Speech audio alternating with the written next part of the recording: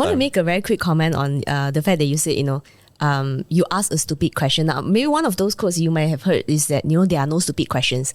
That's like everybody, those social media, everyone's like, there are no stupid questions, just ask. Okay, I'll say this lah. I'm scared. There might be no stupid questions, but you will be judged by the quality of questions that you ask. Yeah. So then you're stupid lah. Right. So if you ask a low quality question, it reflects on your reputation. Good or bad, I don't want to say. But I think we all know what's a research question that you did try to go and figure it out. You go and ask questions, you go and Google internal, intranet or whatever, versus a question just, hey, you sit next door, ask lah. So you see, because one thing is people don't realize is that impression in corporate is very important. Perception is reality. So I always talk about positioning because don't need to rush. Okay? If you try to rush, right, you miss out some of the critical steps. This problem going to happen again and again. That's why personally I don't really buy this whole I cannot settle, I job hop. And then the problem is going to repeat because you have not truly resolved the actual problem that's happening at your work. You're just escaping. Right. Yeah. But isn't it like a very Asian thing? Instead of facing the problem head on, they just avoid and move on. Yes, it is. So how do you mold like younger generations who come to you? How do you mold them from this problem that we are facing right now?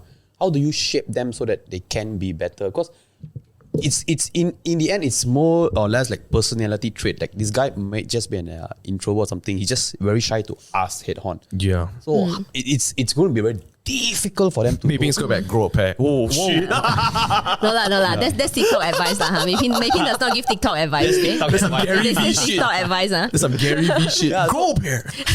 So careful. So it will be very difficult for these bunch of individuals, and I think there are a lot of these people out there. Like I've been talking to several younger people. Some reason I'm still attached to TAR College. I don't know why. So when I meet all these younger people, right, when I see them saying yes, then after that, because sometimes they think I cannot understand Chinese. Okay. But I understand what they're talking about. Then they're like, hey, cakap semua punya tahu how to do and everything. Right. Yeah, like just ask lah, brother. So I still... He's the ninja amongst the Chinese. So, 不知道? Yeah. So how do you mold this kind of thing? Yeah.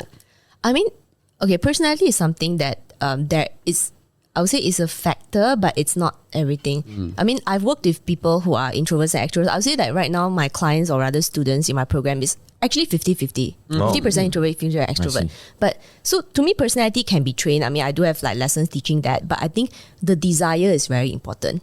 The desire of wanting to grow. But second thing, I think who you're going for advice is really the most important thing. Now, we go back to the students who are feeling lost, the younger generation, right? Who are they going for advice? TikTok. Amongst themselves, lah, Okay, the first group is amongst themselves, right? Yeah. So you think if your friend has not solved that problem, what do you think what kind of advice do you think they're giving you? Garbage An idea lah, a concept lah, something they found on TikTok or whatever, right? So first thing is they are talking to their peers. So all of you have not overcome this problem before, right? So how are you going to help each other? So that's really the first group. Second group, they go to TikTok. Now, this is my opinion on TikTok, right? I think TikTok is a very entertaining platform.